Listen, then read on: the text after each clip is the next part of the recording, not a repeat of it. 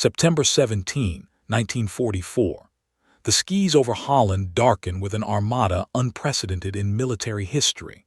More than 1,500 transport aircraft and 500 gliders carrying 35,000 paratroopers of the 1st Allied Airborne Army thunder northward from England. Their destination: a series of bridges stretching across the rivers and canals of German-occupied Netherlands. Their mission: to capture and hold 9 critical bridges in a single coordinated assault, creating a corridor 64 miles long through enemy territory. Field Marshal Bernard Montgomery, commanding the 21st Army Group, has proposed the most ambitious airborne operation ever attempted. His plan is audacious to the point of recklessness. 3 airborne divisions will seize bridges at Eindhoven, Nijmegen, and Arnhem, creating a pathway for Lieutenant General Brian Horrocks' XXX Corps to drive armored columns deep into Germany, flanking the Siegfried Line and potentially ending the war by Christmas 1944. The stakes could not be higher. Success would vindicate Montgomery's controversial reputation and deliver a knockout blow to Nazi Germany. Failure would cost thousands of Allied lives and squander the momentum gained since D-Day. As the first paratroopers leap into the Dutch countryside, few realize they are about to participate in what historians will remember as a catastrophic miscalculation, an operation where ambition exceeded capability, where intelligence was ignored, and where brave men would pay the ultimate price for strategic hubris. This is the story of Operation Market Garden, the largest airborne operation in history, and one of the most spectacular Allied failures of World War II. By September 1944, Allied forces had achieved remarkable success. The D-Day landings in June had established a foothold in France. The breakout from Normandy in July shattered German defenses. Paris was liberated on August 25th. Allied armies raced across France, liberating territory at a pace that exceeded even optimistic projections. Some senior commanders believed Germany was on the verge of collapse. But appearances deceived. The rapid advance had stretched Allied supply lines to breaking point. The port of Antwerp, captured intact on September 4th, remained unusable because German forces controlled the Scheldt estuary approaches. Every gallon of fuel, every artillery shell, every ration still came through the artificial harbors at Normandy beaches or the damaged port facilities of Cherbourg, hundreds of miles behind the advancing spearheads. General Dwight Eisenhower, Supreme Allied Commander, favored a broad front strategy, advancing along the entire Western Front from Switzerland to the North Sea. This methodical approach would maintain pressure everywhere while preventing German forces from concentrating against any single thrust. Field Marshal Montgomery vehemently disagreed. He advocated a single, concentrated thrust into northern Germany, a narrow, powerful spearhead that would knife through weakened German defenses, cross the Rhine River, and advance into the Ruhr industrial heartland, Germany's economic powerhouse. Montgomery's strategic vision centered on the Netherlands. The terrain presented both opportunity and challenge. The Dutch landscape was crisscrossed by rivers, canals, and waterways. The Rhine, the Maas, the Waal, natural defensive barriers that had to be crossed. Roads were limited, elevated above the surrounding polders, making off-road movement nearly impossible for armored vehicles. But if the bridges could be seized intact before German engineers demolished them, a single road could serve as a highway into Germany's industrial heart. The plan that emerged from Montgomery's headquarters was breathtaking in scope. Operation Market Garden combined 2 operations. Market, the airborne component, would use 3 divisions to capture bridges. Garden, the ground component, would see XXX Corps drive up a single road to link up with the airborne forces. The operation would employ the British 1st Airborne Division, the American 82nd Airborne Division, the American 101st Airborne Division, and the Polish 1st Independent Parachute Brigade. The 101st Airborne would secure bridges at Eindhoven and Veghel, the southern sector. The 82nd Airborne would capture the massive bridge at Nijmegen across the Waal River and secure the Grosbeek Heights. The British 1st Airborne and Polish Brigade would seize the bridge at Arnhem, the farthest objective, 64 miles behind enemy lines. XXX Corps, spearheaded by the Guards Armored Division, would advance up the narrow corridor, linking up with each airborne division in succession. Intelligence warnings went unheeded. Dutch resistance fighters reported German armor refitting near Arnhem. RAF reconnaissance photographs showed tanks in the Arnhem area. Major Brian Urquhart, intelligence officer for the British 1st Airborne Corps, presented photographic evidence of German panzer divisions near the drop zones. His concerns were dismissed. Senior commanders, including Lieutenant General Frederick Browning, deputy commander of the 1st Allied Airborne Army, believed German forces were demoralized and incapable of serious resistance. The reality was starkly different. Field Marshal Walter Model, commanding German Army Group B, had established his headquarters at Oosterbeek, just outside Arnhem. 2 SS Panzer Divisions, the 9th SS Panzer Division Hohenstaufen and the 10th SS Panzer Division Frundsberg, were refitting in the area after being mauled in France. Though under strength and lacking full complement of tanks, these veteran formations remained dangerous opponents. Unlike the scattered, disorganized units the Allies anticipated, Model commanded experienced soldiers who understood how to fight effectively even at reduced strength. Operation Market Garden required near-perfect execution across multiple domains. The airborne drops would occur in daylight, a departure from standard practice that exposed aircraft to anti-aircraft fire but improved assembly and reduced dispersion.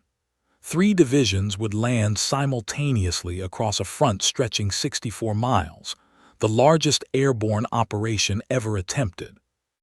The 101st Airborne Division, commanded by Major General Maxwell Taylor, would drop near Eindhoven and Veghel, securing bridges over the Wilhelmina Canal, Dommel River and Willems Canal.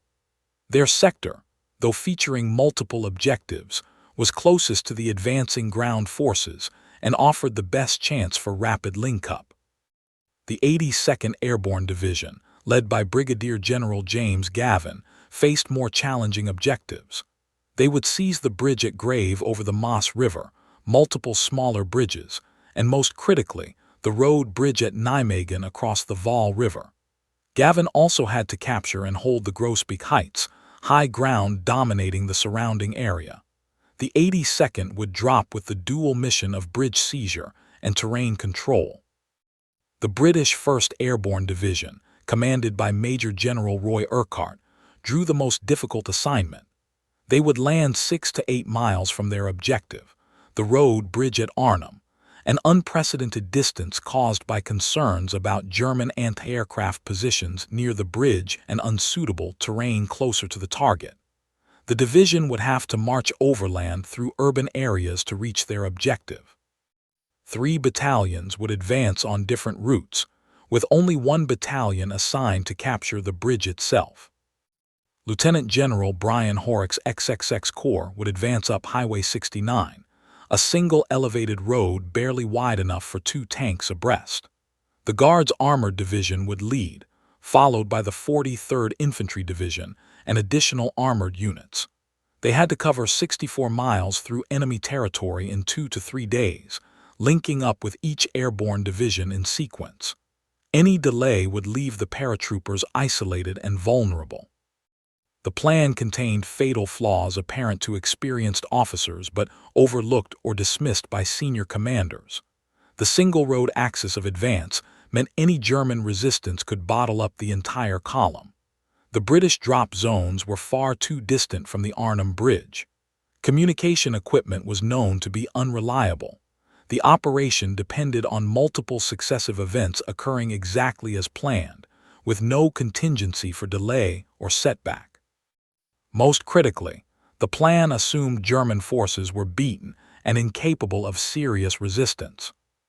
Lieutenant General Frederick Browning, when shown the plan, famously remarked to Montgomery, We might be going a bridge too far. Events would prove him tragically correct.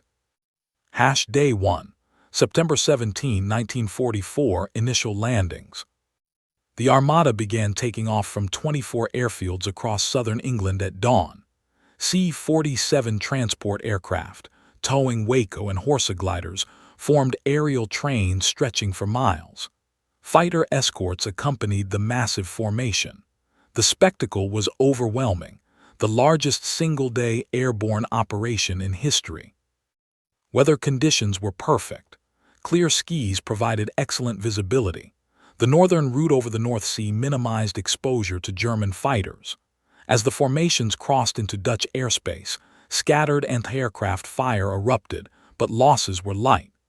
Dutch civilians, seeing the massive aerial armada, realized liberation was at hand and poured into the streets, waving and cheering. The 101st Airborne landed near their objectives with acceptable accuracy. Paratroopers assembled quickly and moved toward bridge targets. By afternoon, they had captured bridges at Veghel and secured most objectives in their sector. However, the bridge at Sun over the Wilhelmina Canal was blown by German engineers just as American paratroopers approached. This single demolition would have cascading consequences. The 82nd Airborne's drop was similarly successful. They captured the bridge at Grave intact, a crucial success.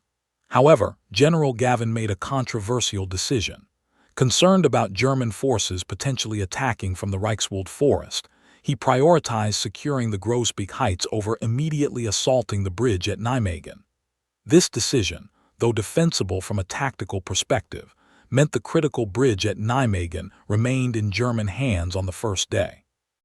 At Arnhem, the British 1st Airborne Division faced immediate problems. Radio communications failed almost immediately, leaving battalions unable to coordinate.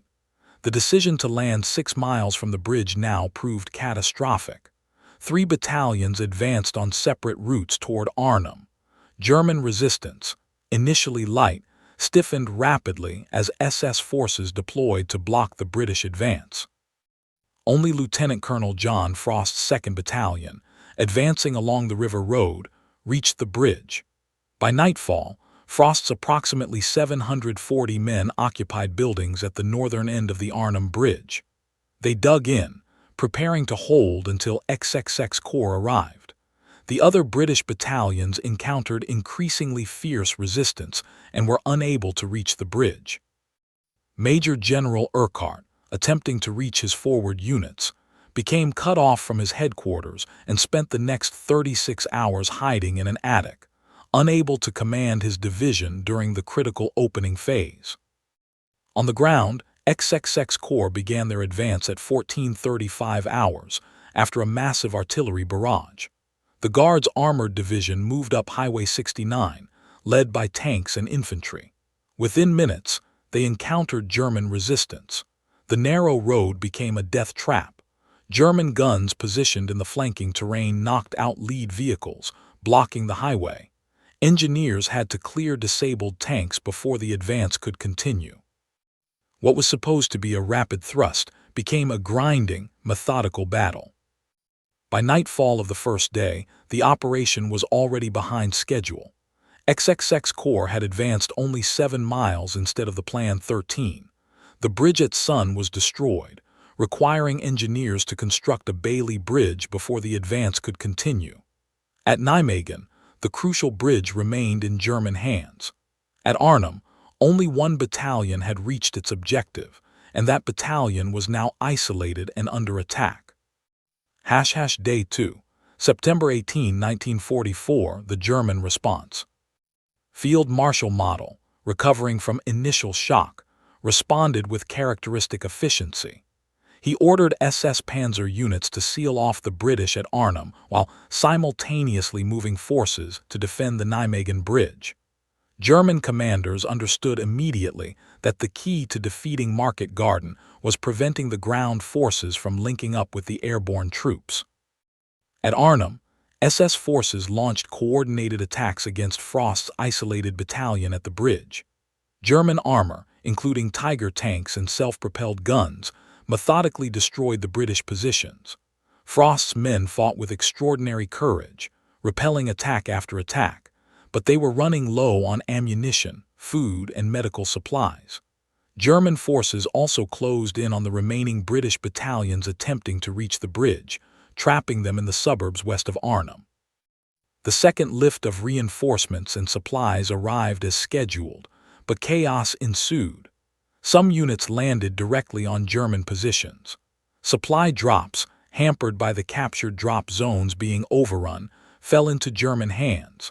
The Polish brigade's drop was postponed due to weather over England, denying Urquhart badly needed reinforcements.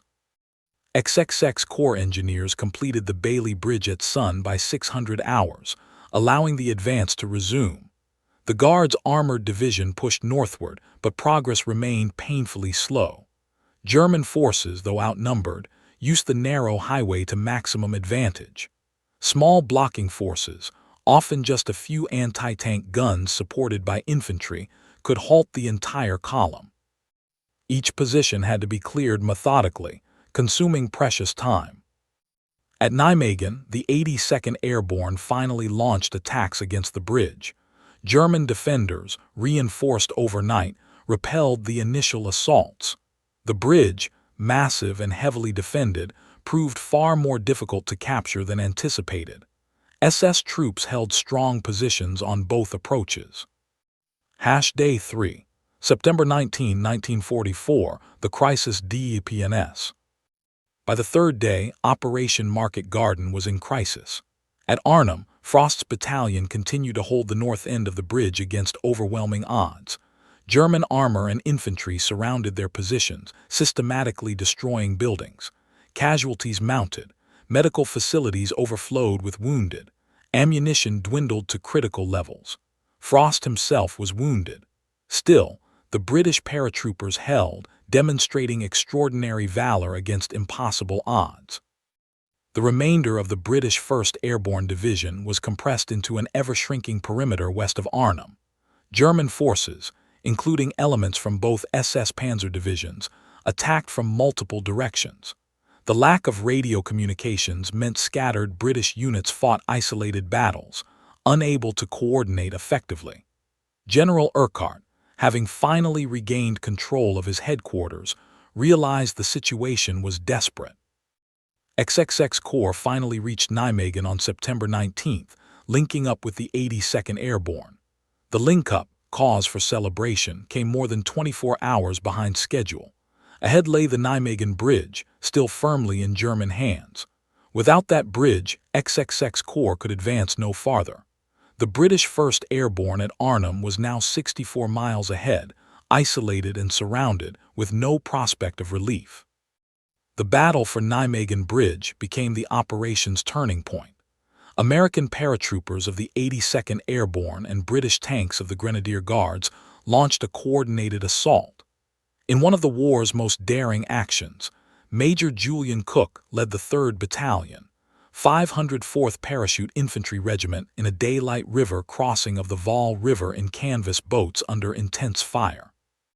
26 boats carried 260 paratroopers across 400 yards of open water, while German machine guns and artillery raked the river. The crossing was carnage. Boats were hit and sank. Men tumbled into the water, dragged down by equipment. Others were shot as they paddled, but some boats reached the far shore. The survivors scrambled up the bank and attacked German positions from the rear. Simultaneously, British tanks and American paratroopers assaulted the bridge from the south. By 1900 hours after brutal fighting, the Nijmegen Bridge was in Allied hands. But the celebration was muted. It was late afternoon. Darkness was approaching. XXX Corps commanders decided against pushing immediately toward Arnhem. The road ahead was unknown, German positions uncertain. They would resume the advance in the morning. That decision, though understandable from a tactical perspective, doomed the British at Arnhem. One more day of delay. Day 429. September 2025, 1944, collapse and withdrawal. On September 20th, XXX Corps finally advanced from Nijmegen toward Arnhem. They immediately encountered fierce resistance. German forces had established strong defensive positions along the elevated highway. Anti-tank guns, dug-in infantry, and the narrow road created a gauntlet of fire. Progress was measured in yards. At Arnhem Bridge, Frost's battalion had reached the end of its endurance. After holding for 4 days against impossible odds with ammunition exhausted and most men wounded, the survivors were finally overrun on September 21st. Lieutenant Colonel Frost, severely wounded, was captured along with his remaining men. They had held far longer than anyone had right to expect, demonstrating courage that entered military legend. But they had held in vain. The remainder of the 1st Airborne Division, compressed into a shrinking perimeter around Oosterbeek, fought desperately for survival. Supply drops continued, but most fell into German hands. The Polish brigade finally dropped south of the Rhine on September 21st, but they landed across the river from the British positions and lacked boats to cross. Some Poles managed to cross in small groups, but most were unable to reinforce the beleaguered British. General Urquhart radioed for permission to withdraw. The situation was hopeless. His division was surrounded, cut off, running out of everything. XXX Corps, still miles away, could not reach them. On September 25th, Operation Berlin, the evacuation began. Under cover of darkness and rain, survivors of the 1st Airborne Division withdrew across the Rhine in small boats manned by Canadian and British engineers. Of the approximately 10,000 British and Polish airborne troops deployed to Arnhem, only 2,163 returned. The rest were killed, wounded, or captured. The 1st Airborne Division ceased to exist as a fighting force. Frost's battalion was virtually annihilated. The Polish brigade suffered 25% casualties. German forces captured enormous quantities of equipment and took thousands of prisoners. The aftermath, assessing the failure. Operation Market Garden failed comprehensively. The Allies did not cross the Rhine. The war did not end by Christmas. German forces, written off as beaten, demonstrated they remained dangerous opponents. The operation cost approximately 17,000 Allied casualties, British, American, Polish, for no strategic gain. The 101st Airborne suffered 2,110 casualties, but achieved their objectives. The 82nd Airborne lost 1,432 men and captured their bridges, though delayed. The British 1st Airborne Division was destroyed. 485 killed, 6,854 captured or missing. XXX Corps suffered approximately 1,500 casualties in the grinding advance up the single highway. German casualties were significant but sustainable, approximately 3,300 killed and wounded. More importantly, the Germans had won. They retained control of the Rhine crossings. The Allies would not cross the Rhine until March 1945, 6 months later. The war would continue through a brutal winter, prolonging the conflict and costing hundreds of thousands of additional lives. The Dutch population suffered terribly. The failure to liberate all of Holland meant the Dutch hunger winter of 1944-45, during which approximately 20,000 civilians died of starvation. Areas liberated during Market Garden enjoyed freedom, but northern Holland remained under German occupation with catastrophic consequences. The operation's failure stemmed from multiple factors. Faulty intelligence that dismissed evidence of German armor near Arnhem proved catastrophic. The plan itself was flawed. Dropping the British 6 miles from their objective with known unreliable communications equipment was asking for disaster. The single-road axis of advance created a bottleneck that negated Allied advantages in mobility and firepower. The absence of contingency planning meant when delays occurred, and delays were inevitable, the operation unraveled. Leadership failures compounded planning errors. Montgomery's unwillingness to consider intelligence that contradicted his assumptions demonstrated dangerous overconfidence. The decision to drop the British so far from the bridge reflected poor judgment. The delay in assaulting Nijmegen Bridge on the first day cost precious time. The decision not to push toward Arnhem immediately after capturing Nijmegen Bridge sealed the fate of the 1st Airborne. Weather played a role. Fog over England delayed the Polish drop. Rain during the battle hampered air support and resupply, but weather was predictable in September in Holland. The plan should have accounted for inevitable weather complications. German responses demonstrated that Wehrmacht forces, even when depleted and retreating, remained formidable when competently led. Field Marshal model, SS commanders, and individual unit leaders reacted quickly and effectively. They identified the operation's weak points and exploited them ruthlessly.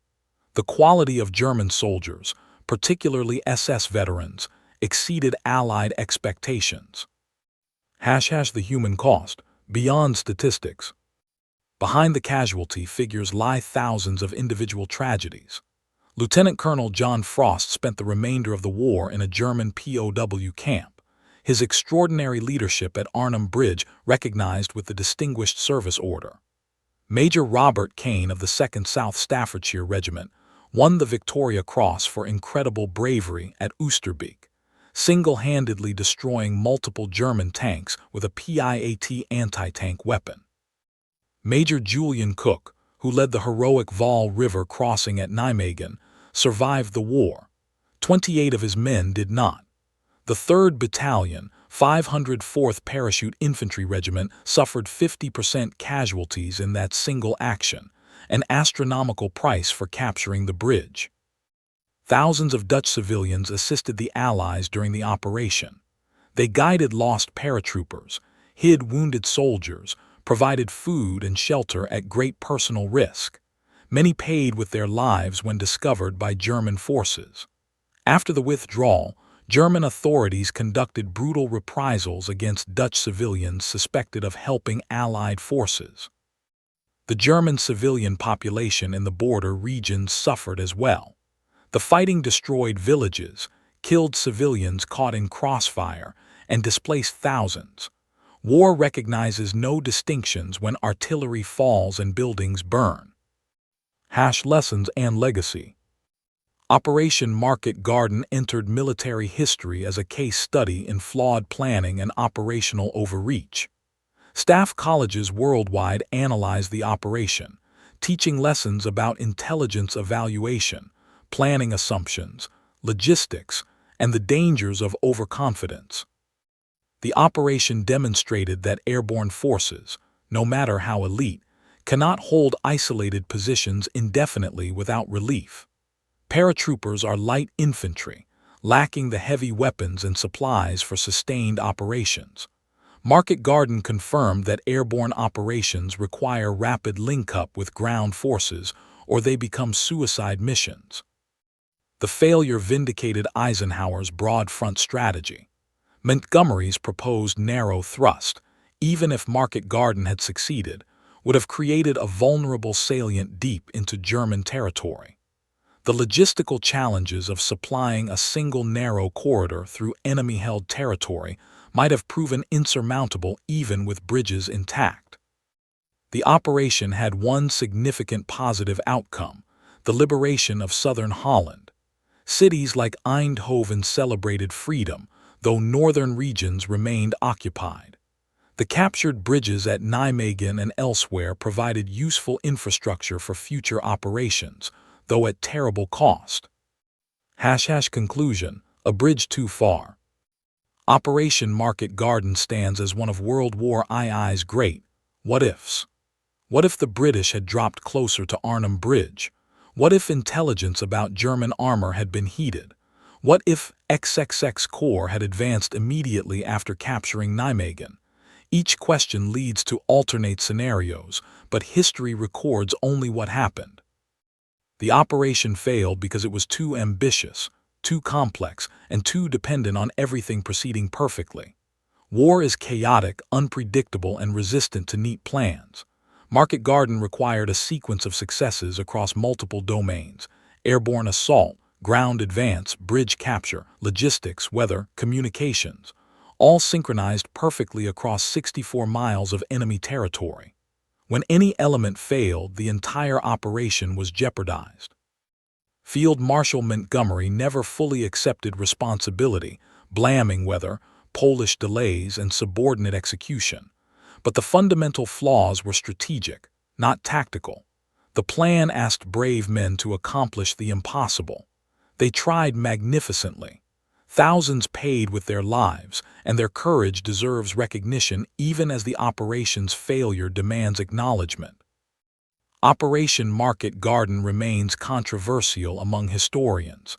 Some argue it was worth attempting, that the potential payoff of ending the war months earlier justified the risk. Others condemn it as reckless, a gamble with men's lives based on wishful thinking and ignored intelligence. The debate continues. What is certain is that those 9 days in September 1944 demonstrated both the extraordinary valor of soldiers asked to do the impossible and the catastrophic consequences when ambition exceeds capability. The bridge at Arnhem was indeed one bridge too far, a symbol of aspiration that exceeded reach, courage that could not overcome flawed planning, and the terrible price of strategic miscalculation in war.